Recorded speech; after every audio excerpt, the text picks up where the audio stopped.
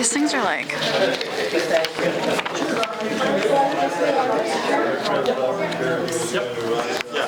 right. Hello, everyone.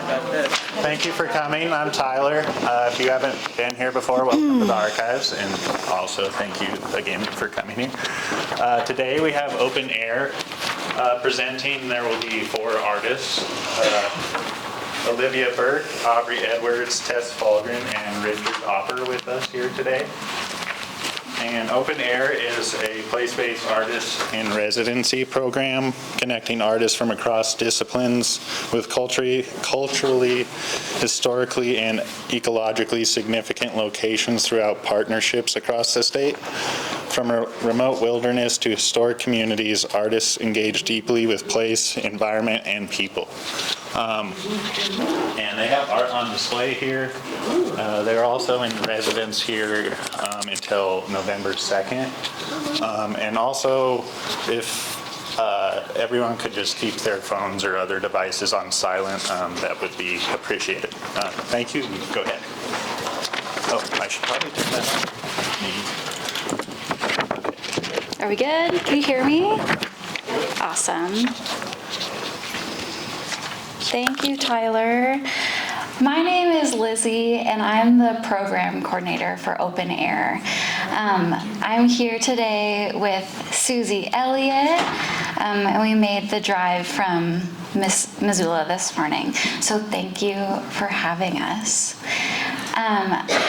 Tyler gave a really great briefing of what Open Air is, who we are, what we do, and I would just like to take a moment to dive a little bit deeper into what it is that we do.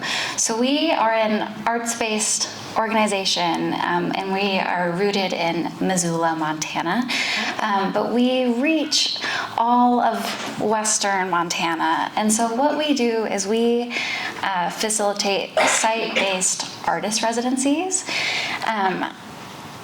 Who here is familiar with an artist residency and what that is? Okay, some hands, wonderful. So an artist residency is a designated amount of time where artists can create, and it's usually facilitated by an organization, but it's like their time, their precious, precious time to dive into their process, get inspiration, and create work.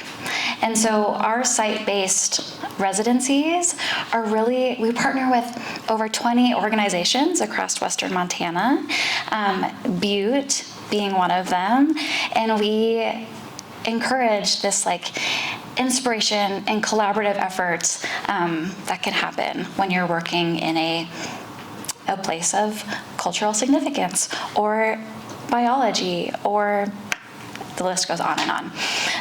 So I wanted to acknowledge today, we're here in part because of the archives here and the historic Clark Chateau. Hi, Christine and Alona. And the Hungry Hill Art Center and IBRC. So those are the partners that we're working with here in Butte to help make this residency happen. We also, with Open Air, we do exhibitions, and so like Tyler mentioned, we have mine, Excavating Ecologies, featured here at the archives. This is a traveling exhibit that features 3 Open Air alum. They were in residence with the Cottonwood Field Center and Hungry Hill in 2024. If you'd like to hear from those artists, they'll be here at the Brown Bag Session August 22. We also have our Indigenous Initiatives program, and we're partnering with Artmobile Montana to do a traveling exhibit. So we have Indigenous Open Air alum featured in this exhibit, and Artmobile Montana, if you don't know anything about them, you should look into them. What they're doing is really great. They're reaching rural communities with our education and featuring artists. Hi, Mike. I didn't even see you. Hello. And So we're also, exhibitions. And then last, we have artist-led workshops. And so these workshops take place in Missoula and beyond. And that really rounds out our programming. If you know of any artists who would love to partake in an artist residency, our call opens mid-October. And you can find it on our website. Okay, I think that's the long and the short of it. I'm going to turn this over to Aubrey. Hi, Aubrey. So Aubrey is in residence here in Butte, just like Olivia and Tess and Richard, and will be here until the beginning of November. And I'll let her take it from here. Thanks. How y'all feeling?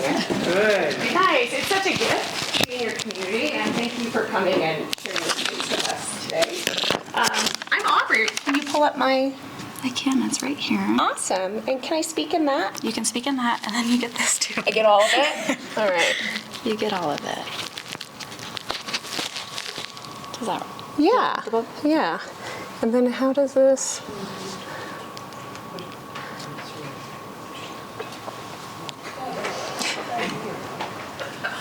Okay, present. Let's just make sure I can do, okay. All right, y'all. Again, thank you for sharing time and co-creating this space. I'm Aubrey. Here is a bunch of information about all the different hats that I wear, from archaeology to doing memory work, which I'll talk about, to anthropology, and oftentimes all these hats are stacked up in different configurations, and they intersect and they overlap in many ways. So I'm coming to Butte from Laramie, Wyoming, where I call home. I also call New Orleans, Louisiana, deeply home. And this is a project that we're on year 2, and this will be a multi-year project in Wyoming before it leaves the state. So this is called High Iron. And when I moved to Laramie about 4 years ago, I said, hey, wait a minute. Where are the monuments to the people that built the railroad? There's a monument to the person that funded the railroad and also swindled it, right? But where's the monument to the people that built it? So y'all can see why I love being in Butte. My work is deeply grounded in labor, right? So when we realized there was no monument to the people that built the Transcontinental Railroad, predominantly immigrant folks, we built one. And so this is an evolving, living monument to the labor, right, that came from many, many, many, many different countries to the West. It built our infrastructure, it built our economies, it built our communities, right? And so this presently is in residency in Laramie before it moves to Cheyenne. This project is activated in a couple ways. So we commissioned, and we is myself and 2 other team members. So we commissioned, we're up to 9 public artists now who have ancestral ties to railroad labor. Their people laid the track, or they have ancestral ties to their people being dispossessed of their land as the railroad went through. So working with Lakota and other indigenous artists. So 3 different ways this is activated. We have public art that tells the story, right, of these folks, and they are more than laborers. We have installations inside that change depending on what community we're in to reflect the stories of ancestors from that community as told by descendants. And then we have community programming. So here we see some of the descendants who shared their stories. This is Rubel Vigil. His people came up from what is now New Mexico. They were sheep herders. Not a lot of jobs for immigrant folks, right? Coming originally from Jalisco, Mexico, up to New Mexico. They were sheep herders, went on to build the railroad. And our opening event, he started crying, and he said, you know that picture at Promontory Point with the golden spike? There was no one that looked like me. We have a monument now. So this is how I'm coming to Butte. This is our billboard on I-80. It's been up for about 6 months. We're gonna keep it up, and let's not get it twisted, right? So immigrants built Wyoming. Immigrants built the American West. on unceded land, immigrants built our country. So as history is being actively erased, let's remember this, yeah? All right.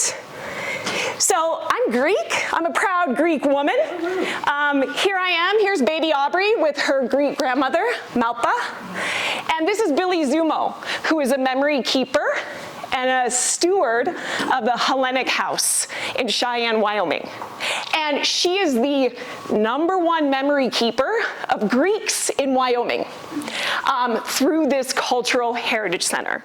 So I spend a lot of time with Billy, helping her with her files and her pictures, and spending time with intergenerational Greek women, predominantly, right? So one of my inquiries here in Butte is, who are the Greeks here? What were they doing, right? I am interested in how memory of Greek immigration and contribution circulates throughout the American West, whether that's in archives, in cultural spaces, in monuments. So how are folks remembering Greek, I'm just biased, right? Greek contribution in the West. And this is part of a larger project of how do we bring memory, right, of Greek community building, right, from the American West. How do we bring that memory back to ancestral homelands? So this is a bigger project. I won't dig in too deep, right, but working and auditing and mapping Greek memory, right, throughout the West, and then working with Greece-based artists to rematriate this memory of the Greek diaspora back to Greece. So I won't dig in too much, but that's kind of where my brain is vibing. This is some work that was just installed. Anybody heard of Ludlow? The Ludlow Massacre? Yeah, what was it? It was mostly a union dispute. Woody Guthrie sang about it, and Andy Irvine from Ireland sang of it. Yeah. It's well known across the world. Yeah. But anyway, I'll let you go on. Yeah, thank you for that. And thank you for naming Woody Guthrie. This was a massacre. So there's a lot of labor massacres in the United States where immigrants were killed, right? That was very common. What separated Ludlow is this is the first time, this was 1914, this was the first time that women and children were killed, okay? So thank you, Woody Guthrie, right? He sang about Ludlow. I'll talk a little bit more in 1 second. A young historian named Howard Zinn heard that song and said, wait a minute, how come we don't know about this? So when we talk about memory work and the memory work that I do, what has been suppressed or buried or omitted from our historical records? And then how do we bring that to light, right? So Ludlow, as you said, it was a labor dispute. Y'all heard about the Rockefellers? I heard they had some goons up here too. So Ludlow, there were 1,200 striking families. This is interracial, interethnic solidarity. So 1,200 striking mining families in the Colorado coal fields. The Rockefellers got the National Guard, some vigilantes to come in and mow people down with bullets. So as an archaeologist and a public humanist, which means I bring the humanities to the public, I went and found some archaeological objects from Ludlow that were unearthed in the 80s by a bunch of Marxist archaeologists. And I said, okay, how do we make artwork about this? So we see some gold foilings. This is one example of some of the artifacts that were found there at Ludlow. Here, some pretty incredible intact shards of plates that people ate off of, right, during the strike. And so I recreated a commemorative plate with some archival newspaper clippings. And this is a miner's helmet where I hand stamped 1,200 replicas of mining tags to meditate and pay homage to those 1,200 striking families. It is worth noting the main labor organizer here, his name was Louis Tikas. He was a Greek man, and he was shot in the back of the head. So how do we bring these stories to life? Yeah? And I will say there is a monument to Louis Tikas in Trinidad, Colorado, as well as in Greece. So we see that transatlantic memory keeping, which I think is so fascinating and powerful. And there's Greeks in Butte. It's so nice to start digging into the archives. So I'm starting to kind of map out where were the Greeks. Men came over first, right? And then the women came over. But this is from the archives here. I love that there's some Cyrillic writing up there on the wall. And so I'm starting to dig into this line of inquiry in Butte. What were the Greeks doing? What's the memory around the Greeks, right? Also, the Women's Protective Union. Y'all, I've been researching this from afar for years. A union started in 1890 by immigrant women? This is my love language, right? Like, are you kidding me? And this union set itself apart because it was organized based on gender, not on craft. And we know that women had a very narrow economic landscape of where they could work. And these women were organizing and saying, hey, we get rights too. 1890, y'all, right? Up until the 1970s. I will also note that in 1907, they also had, and this is here in Butte, right? They also had black women on the rolls. 1907, y'all. Right? What an incredible organization. So I'm starting to dig into this right now. This is my research, right? This research will yield something larger, right? Of a large scale artwork to be determined. Okay? And Butte Archives. Tyler, can you read that? Every person. Do you want me to read? Yes! Every person through their lives shapes local and American history. Archives are here to protect that. Where's that from, Tyler? That's from... By the building? Yes, that's from this building. So I want to note, archives are super important to, again, uplift buried, suppressed, and sometimes omitted narratives. But archives don't have everyone's stories, right? So Saidiya Hartman is a scholar.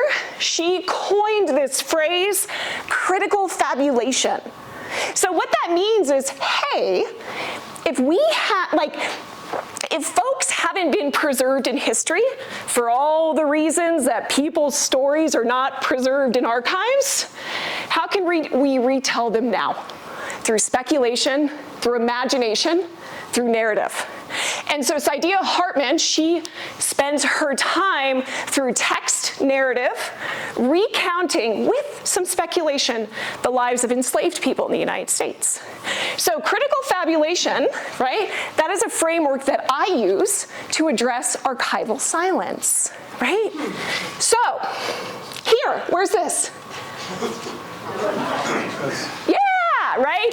So I love this. On the plaque, and I've got one more minute with y'all, residents still recall some of the women who were characters and community benefactors. This park is dedicated to thousands of other women who lived and sometimes died in the shadows of the district. So here in Butte, this is an example of that critical fabulation. The archives have the name, the roll call of women who are sex workers. Sex work is work, right? So women that were working in those small economic confines, but that's all they got. So how do we create a site of memory, right, of remembrance and of knowledge that uplifts those stories? And we see this happening in Butte, right? We can see critical fabulation in practice. So lastly, before I wrap up, so part of my critical fabulation here, again, I got the Greeks, I got the Women's Protective Union, and then I also got the lady barbers, right? So what is queer and trans visibility like in the archives? There's never been a world where queer and trans people did not exist, okay? But they are not in the archives. So how do we tell those stories? So right now I am working on an installation. Here you can see my little mood board of what would it look like to walk into a lady barber's barbershop, right? What would that look like and feel like of queer speculation and world building and imagination? What was it like for a queer woman in the American West working as a lady barber? And for me, this story, I call her Lil Lou, and she was here in Butte. So, thanks y'all, appreciate ya.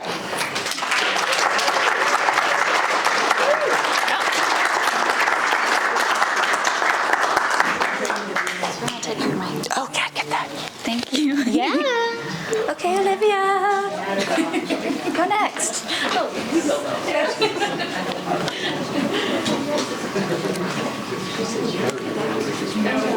Okay, this is you. Yeah.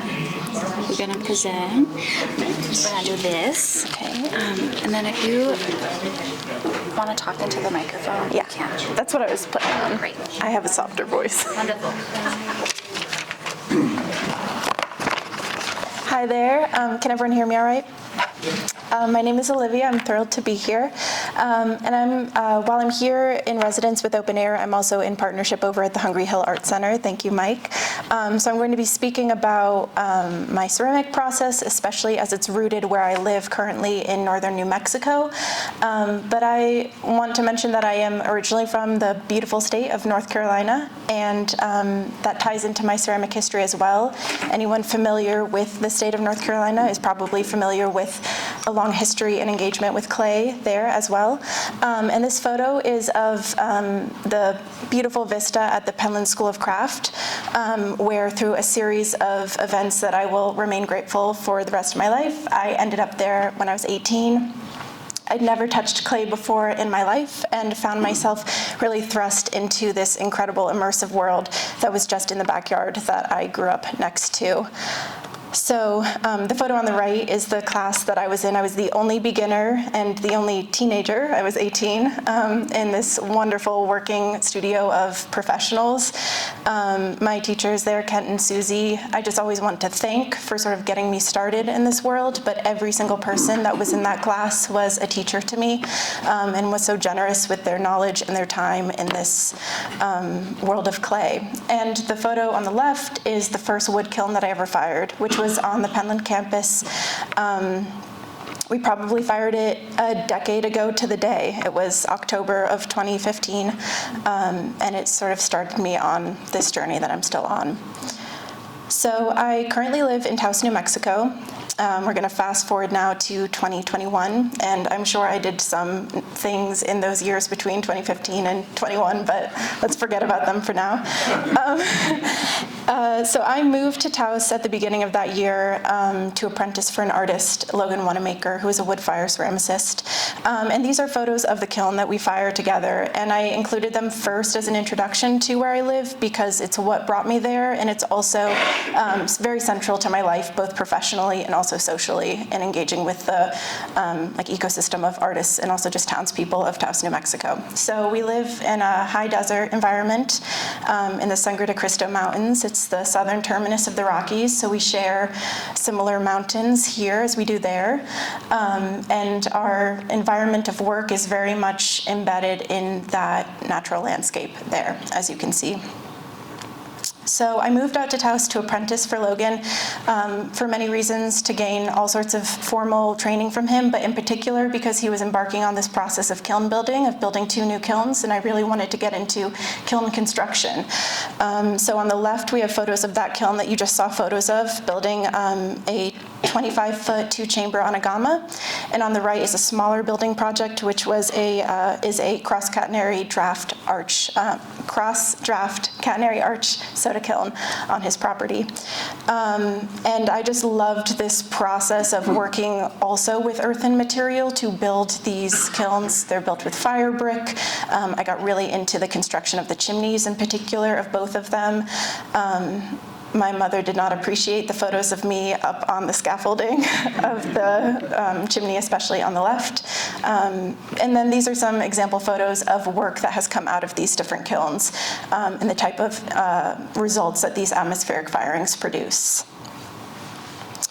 So the photo on the left here is of a very famous church that is in Ranchos de Taos, which is on the south side of town. It's the San Francisco de Assisi Mission Church. It's very famous. And as you can see, we drew direct parallels between the construction of the buttresses of that church and building similar buttresses on our anagama kiln, which is photographed on the right.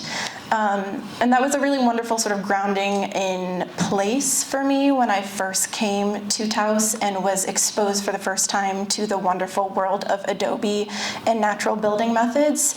And it was a really wonderful way to utilize the enormous collective knowledge of building with natural materials that exists in a place like northern New Mexico.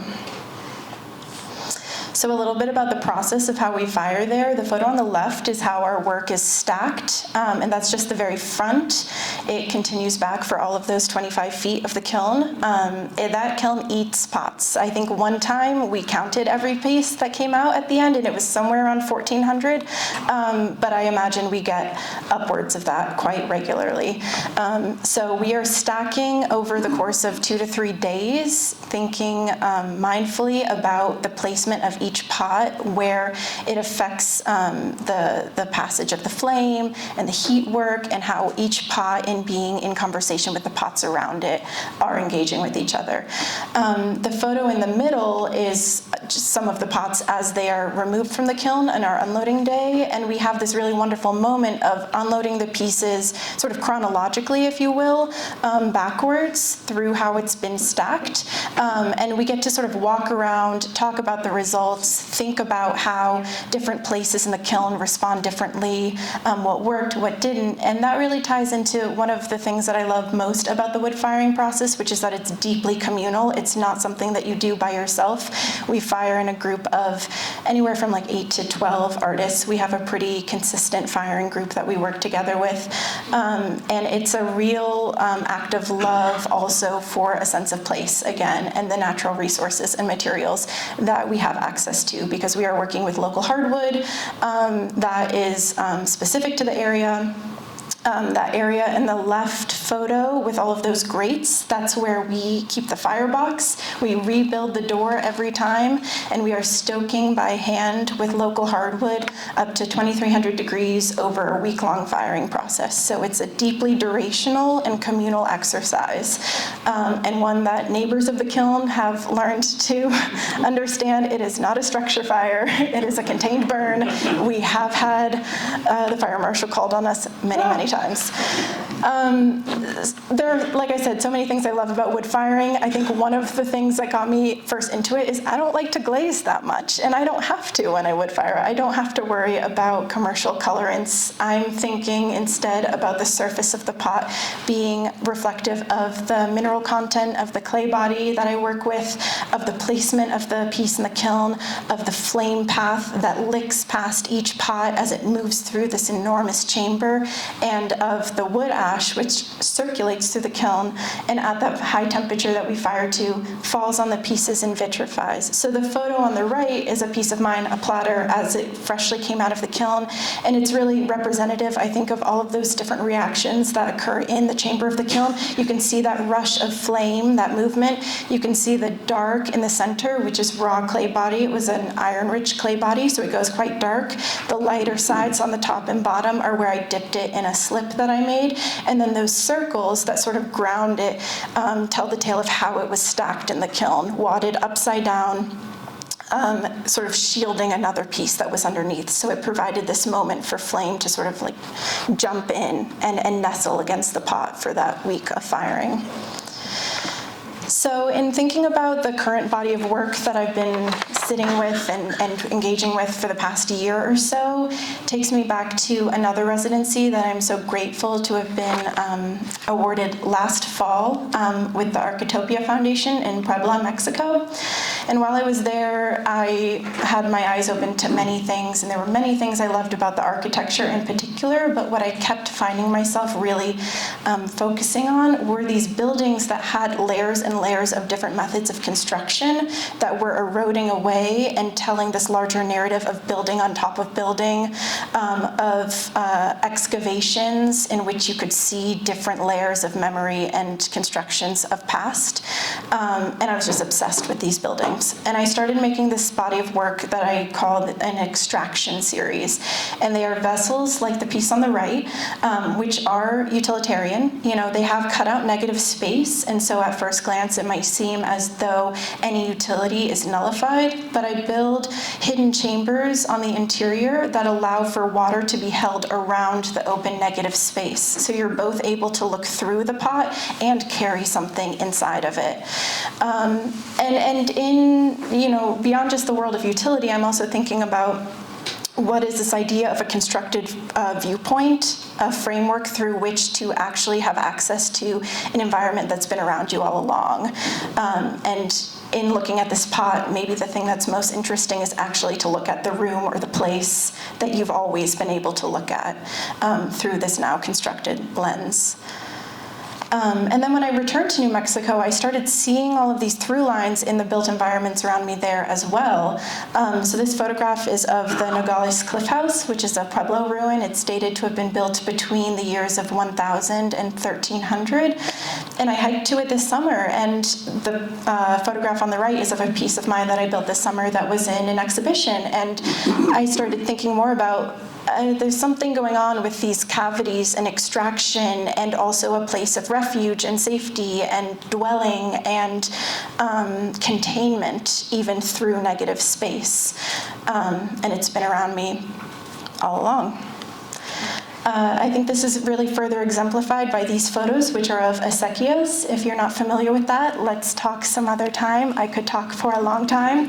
But there is this wonderful tradition in northern New Mexico. There are a couple different landmark places around the world that rely on acequias, which are vital communal irrigation ditch systems that are also collective, autonomous, self-governing systems.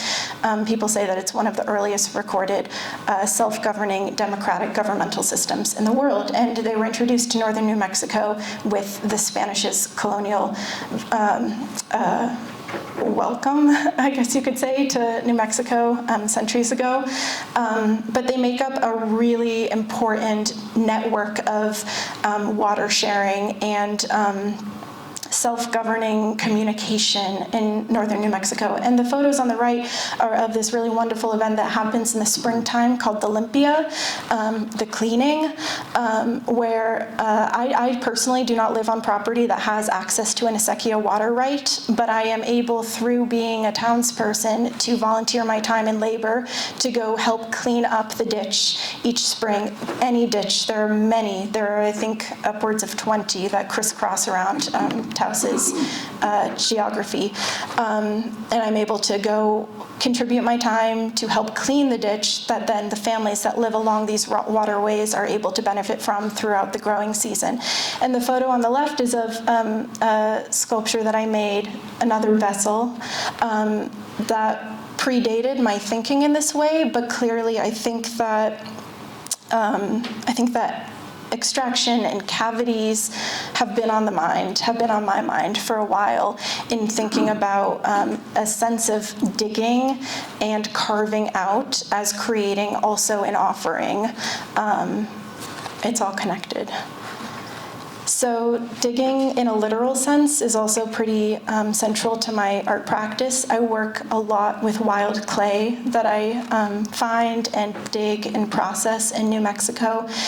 These are some photos of some recent digging experiments that I did this summer in trying to find some new veins of clay. And I'll turn them into clay bodies, but I'll more often turn them into slips made from the wild clay, which I dip my pieces in and they become part of the surface of the pot. And so the pieces on the right are examples on top, that stack of bowls, that's completely raw wild clay that I've dug, that was fired in the back chamber of our anagama, so it had some reaction to some soda. And you can see just like the vibrancy of colors in the wild mineral content that comes to the surface. And the cups that are on the bottom were dipped in a slip that I made from a wild clay. And again, you're able to access this sort of saturation of color and engagement with the minerals that are all around you in working with natural resources.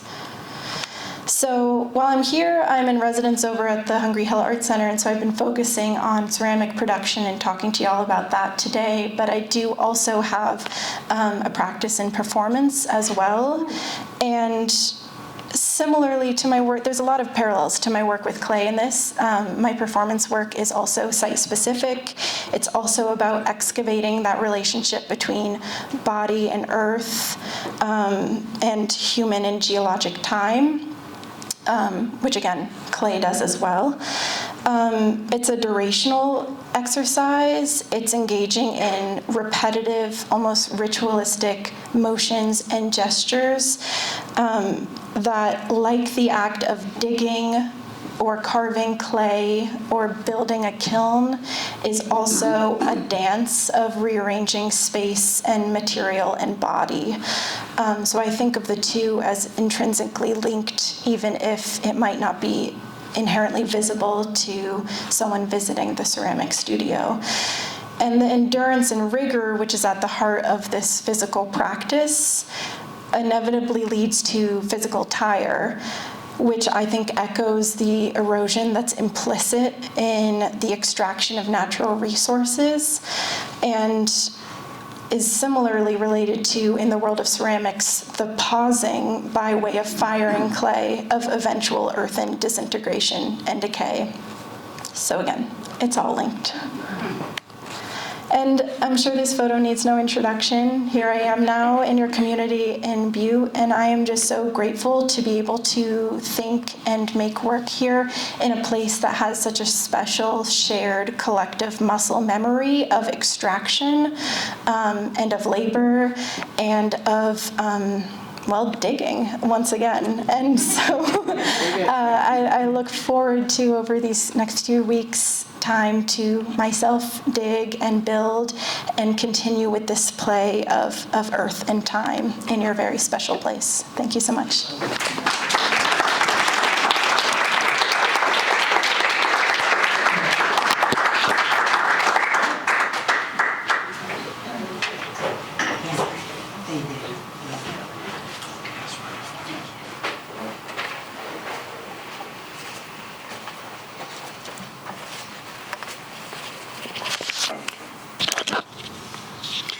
So I'm supposed to clip this thing that looked like it came from a cat? Yes. Okay. I actually have worked clips before, but you're more than welcome to. I'm a very talented guy. Okay, can folks hear me? Yes. Okay, my name is Richard Opper, and one thing I think is important for you to know about me, first of all, is that I'm a struggling young artist at age 73. So, when you've been, my talk's going to be a little bit different. When you've been given the kind of opportunity that I and my colleagues have been given, through Open Air and through Christine and Alona at the Chateau, to have studio space to do nothing but create, probably worth taking a little bit of a deep dive so you understand your motives and what draws you to creating. So, my talk will be a little bit different. It's going to be about me. So sorry if I come across as a little narcissistic. I don't think I'm going to. I don't think I am. But anyway, I will talk about what my motives were and what draws me to art here mostly. So many years ago now, I had a job with the state doing a lot of things, but one of my jobs was overseeing the cleanup activities of the whole Silver Bow Clark Fork complex, which all of you know is the largest Superfund, federal Superfund site in the history of the program anywhere in the country. That was kind of a big job. So I got to know Butte from a policy perspective. I worked a lot with their legislators in a legislature, and I got to know Butte from a scientific standpoint pretty thoroughly in some ways. That was many years ago. I'm long since retired, and now I get to come back to Butte and to see Butte more through the eyes of an artist. I mean, how lucky is that? I get to look at it two different ways, and I just think I think I'm the luckiest guy in the world for having this opportunity. So I'm here this month in my capacity as a painter. I haven't spent my life painting, nowhere close to that. I actually took up art after I retired in 2018. I took up painting then. And I've had a few private lessons. I've never taken a formal art class other than the one I was forced to take in high school. Had there been an award for the student most likely to achieve mediocrity in art, I would have won it hands down. It would have been the only award I ever would have won in high school, by the way. Fairly mediocre career there in high school. But anyway, I had to ask myself, for someone that historically has shown no particular interest or talent in painting, so what draws me to it now? So that's a legitimate question. That's what I'm going to attempt to answer here. And I've got really 3 reasons that I'm drawn to painting right now. So when I first started my job, I was the director of the Montana Department of Environmental Quality for about 8 years. So when I first started that job, honestly, I was overwhelmed by everything I had to do. I'd spent the previous 10 years of my working career working alone out of my own home, usually in my pajamas. Sorry about that visual image. And then all of a sudden, literally overnight, I went to having a job where I had to go to an office every day. I had to wear a tie. I had to be up in front of the legislature. I had upwards of somewhere around 500 staff. I mean, it was overwhelming and just incredibly jarring. Honestly, I loved it. It was great. I loved that transition. A couple of interesting things happened to me when I made that transition that I noticed. One of which was my processing speed just became lightning fast. I could put pieces of a puzzle together, a policy puzzle, as fast as anybody I've ever known. I knew when I had enough information to come up with a good defensible position that would lead to a good outcome. My memory, however, disappeared, gone. I had to get rid of ballast. I had to throw stuff out. Memory was the first to go. So much coming at me at once. After a couple of months and I got used to the pace, my memory started coming back. But I bring this up to make a point that I spent actually 12 years of my career, the last 12 years of my career, living almost entirely in the left hemisphere of my brain. That's the hemisphere of your brain that seeks logic and seeks solutions and answers to questions. So I was, I'm understating here, I wasn't balanced, okay? So I was drawn to art after I retired to try to develop more the right side of my brain so that really I could look at the world a little differently and I could become a more balanced person. That was reason number 1. I wanted to have more balance in the way I saw the world. So reason number 2 that I was drawn to art also has to do with the brain. The brain is fascinating. I mean, I'd have to say it's probably the organ I'm most obsessed with these days. And trust me, that was not always the case. That's been a change in aging. So the brain is always doing a few things. It's always trying to make use of its experiences to make sense of the world. It draws on its experiences to anticipate danger, and anticipate what might lie ahead, whether it's danger or pleasure that it's seeking. So that anticipatory function of the brain is pretty useful. I mean, it keeps us alive, no small thing. So that means that the brain is always either dwelling in the past, drawing on its experiences, or living in the future, projecting in the future so you can anticipate things. That's great, except it leaves out the present. And the present is, I've taken some Qigong classes, that's like Tai Chi for those of you who don't know. All the Qi, all the life force is really in the present. So when you are focused on the present, it's so relaxing and rejuvenating instead of always trying to anticipate and think about what lies ahead. That's what meditation does for people. It calms the mind. That's what sports can do for people. And for me, that's what painting does. So my second reason for doing art, it's really to force me into the present. And in doing so, provide some calm to me in these especially weird times we're living in right now. So the last thing I'm going to mention about what painting does for me, it helps me with this process of what's called integration. I've been reading a lot of a guy named Dan Siegel, who's he founded a field called interpersonal neurobiology. Please don't ask me to spell that. So he defines integration as linkages of differentiated elements in a way that creates some cohesion in the way you look at the world. I mean, if you think about it, think about a child who grows up in a loving, secure family. That child goes to school and his teacher is angry. She or he might yell at them in a way that this child isn't used to.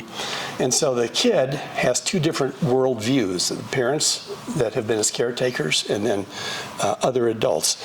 So the child has to decide, oh, okay, so not everybody's alike. There are people you can trust, there are people you probably shouldn't trust. They integrate that and they figure out how to navigate the world based on that knowledge. That's the process of integration.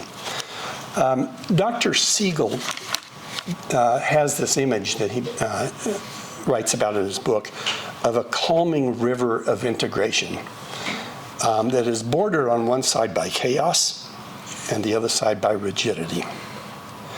So my goal is to float peacefully in this beautiful river of integration, not get hung up in the chaos of my fears over things like climate change and the future of our democracy, or get caught up in rigidity by writing off people who don't think exactly like I do. I want to float along that river of integration, and that's one of the things, the third reason I'm drawn to art. It helps me do that. And if you think about it, that analogy that Dr. Siegel, that I just shared with you of Dr. Siegel's, that applies not only to individuals, that applies to our country right now. I mean, I don't think I've ever seen it more chaotic and more rigid than it is right now. So we are not integrated as a country. So yes, I'm drawn to art because it keeps me from going effing crazy over the state of the world, quite simply. I edited that from my original text here. Just a couple of things about my experience here. When I first heard that open air had afforded me this incredible opportunity, I did what every sane, rational individual would do. Of course, I panicked. Like, my God, what am I going to do? I've got to know Butte. I've got to understand Butte on a deep level. I've seen it one way, but I really want to know what the essence of Butte is. So I did a field trip a couple weeks before my internship started, and I was trying to answer the question, is Butte like this? Butte contains this buried treasure deep within itself, that treasure, of course, being mostly copper, that's guarded by a fierce beast, the environmental pollution associated with mining it. Is it more like an older madam who's well past her prime and knows it, comes across as kind of naive, but is really cagey and world-wise and will always come out on top? And so I came out here to do a little reconnaissance to figure out what Butte actually is. I was here a day and a half, and believe it or not, I did not figure it out. I'm a very slow study. But what I did realize is what a waste of time trying to figure out what Butte is. That's not living in the present. I don't want to confirm whatever preconceived notions I had. I need to be in the present. I need to just open my 5 senses to see what Butte feels like, smells like, whatever, and try to, as best as I can, to reflect that in my art. And that's what I'm here to try to do. So thank you all very much for your time.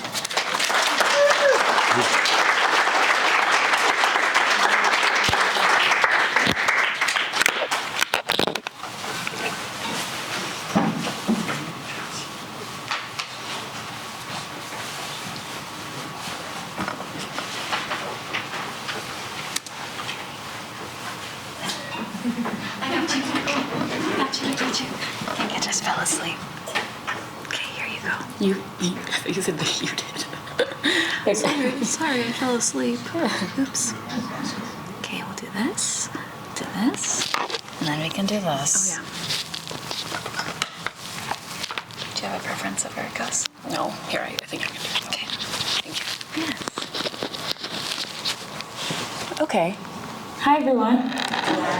All right, I have my eye on the time, and actually this is good because I'm pretty sure that mine is naturally shorter than everyone else's. So perfect.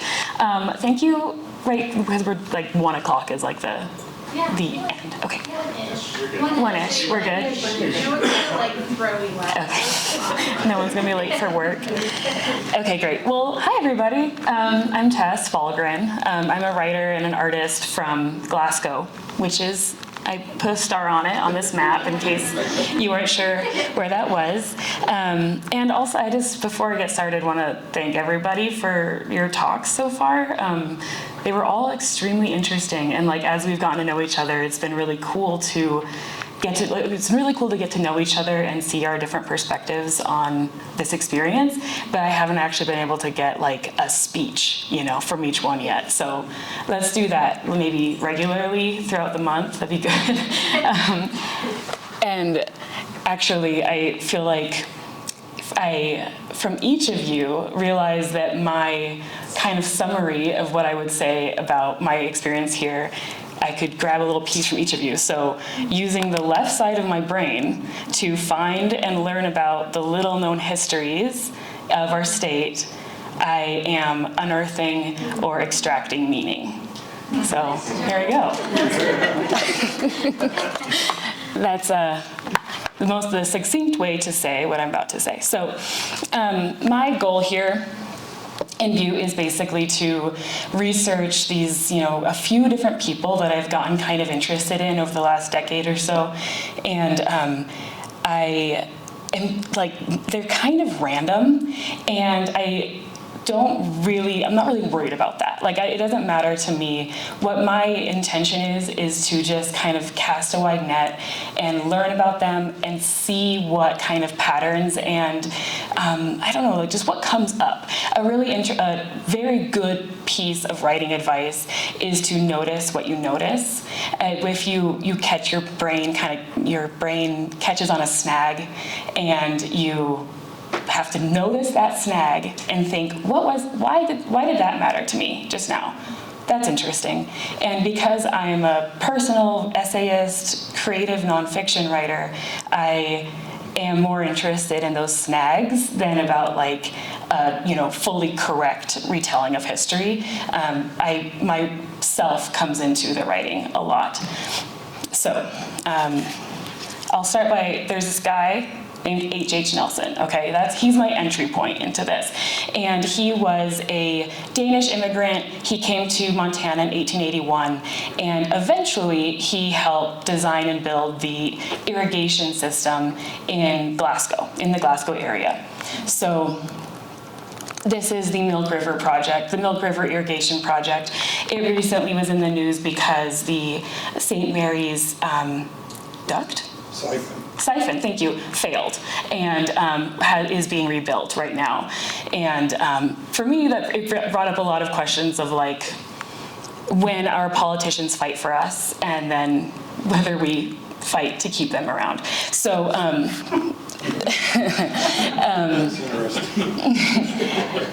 yeah, so anyway, so this is the Milk River Irrigation Project. H.H. Nelson was a big part of the creation of that project, and it was finalized and water flowed in 1916. So going back to 1881, when Butte kind of looked like this, this is how, so it starts with H.H. Nelson, and then there's a couple other people, and I'm just going to show you what interested me as I layered their stories. So this is just one random occurrence.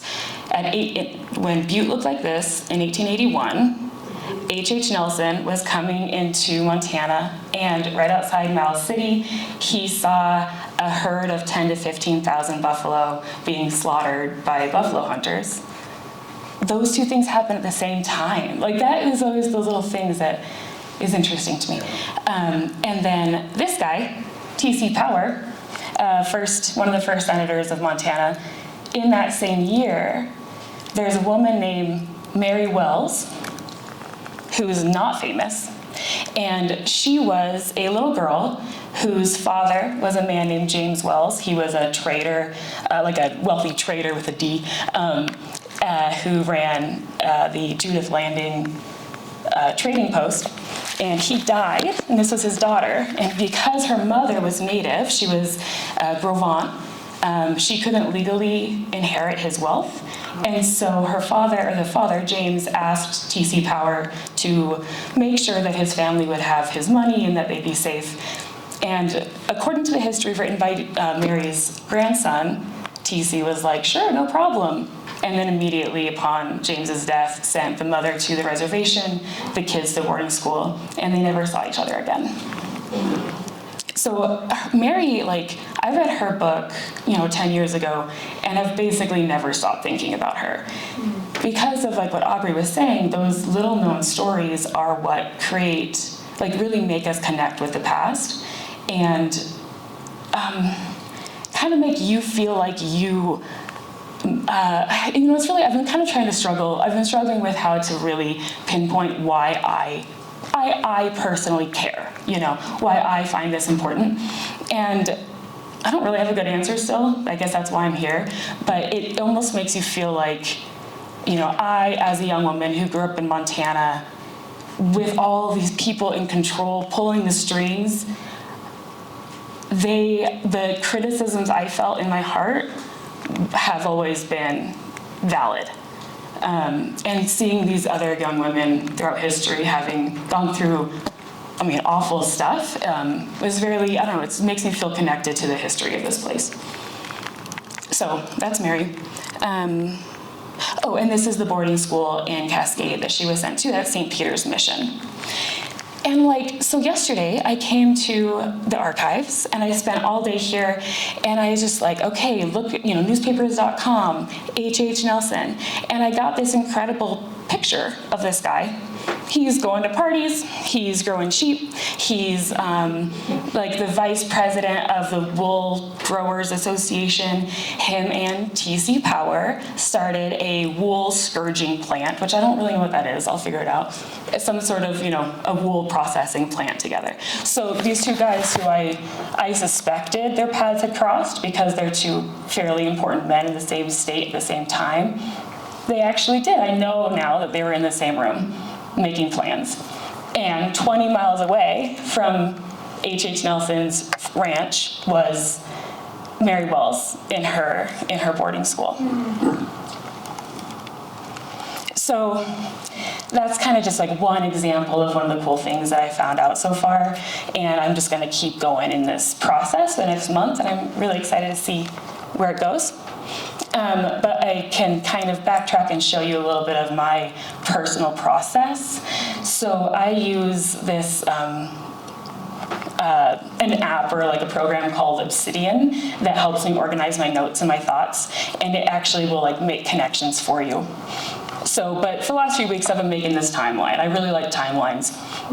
And so I'm just every little thing I hear of or I think about, I just plug it in. And honestly, it might be inaccurate. Anything, before I publish anything, I'll double, triple check.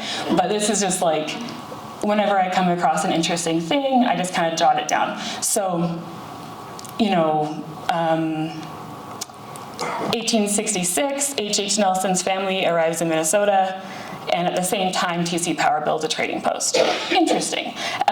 One thing I learned is that Mary Wells' father probably skirmished with the Chief Joseph group of Nez Perce. Because I've always, Chief Joseph is really interesting to me.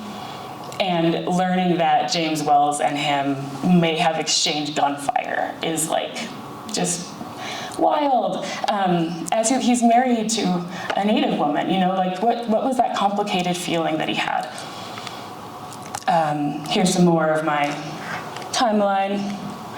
1880s, Butte goes from tents and shacks to a town. H.H. Nelson goes west with the horse herd. Down to the bottom, H.H. Nelson, the irrigation dude, he slapped the lawyer of the guy that he was accusing of stealing horses. in public. There's a whole article about it, so interesting. And then he lost his farm and had to move back to Vandalia, which is near Glasgow. So these are just the little details that I enjoy finding. And these are the notes I wrote yesterday. So unorganized, so crazy. I felt like I was going nuts. And it was really fun. I mean, this is why we're here, because when else do I have time to just like swim in random facts? So there's also those details about how much money he was making, how much his wool was worth, quite a bit. Parties that they were having at their place, and who was invited. This is what my space looked like yesterday here. One of the pieces that I was given from the archivist was the contribution of the Scandinavian and Germanic people to the development of Montana. Right? Someone wrote that. And it's interesting, or at least enough that I can write down some notes and they can come in handy later. So, and here's that, my notes on that ran in my Obsidian program. So I think that's the end of my slideshow. Yeah, this is just kind of a peek into the process that I'm in the middle of right now. It's all very unorganized at the moment, and I'm just looking for just moments of like synchronicity or inspiration, things that are naturally interesting, so I can kind of chase that down. And I'm so grateful to have more, like weeks more to do so. So thank you for like welcoming us into your town. I love Butte so much, and I'm really glad to be here. And thank you for having us.